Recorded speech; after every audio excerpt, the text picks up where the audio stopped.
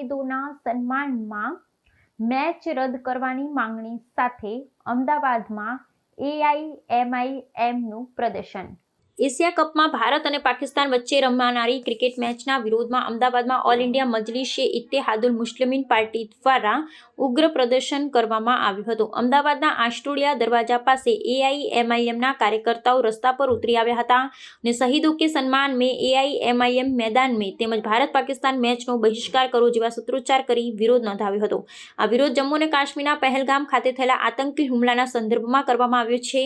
AIMIM અમદાવાદના પ્રવક્તા असलम शेखे आ विरोध अंगे जणाव्युं हतुं के 22 एप्रिल 2025 रोज पहलगाम में थयेला आतंकी हुमला में 26 निर्दोष लोकोए जीव गुमाव्यो हतो। તેમણે કહ્યું કે પહેલગામનો આતંકવાદી હુમલો અમે હજી ભૂલ્યા નથી, એ ઘા હજી ભર્યા નથી ને હવે મેચ થઈ રહી છે। શહીદોના સન્માનમાં આ મેચ રદ કરવાની માંગણી કરતા તેમણે સરકારને અપીલ કરી હતી કે આ મેચનું આયોજન શહીદ પરિવારોના ઘા પર મીઠું ભભરાવા જેવું છે।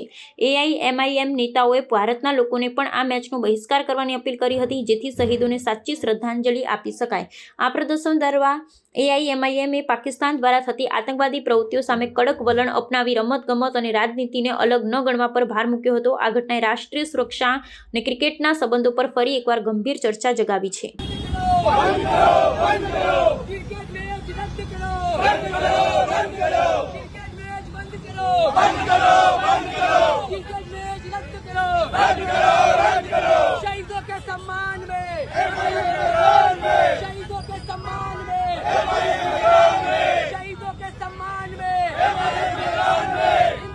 जिंदाबाद जिंदाबाद जिंदाबाद।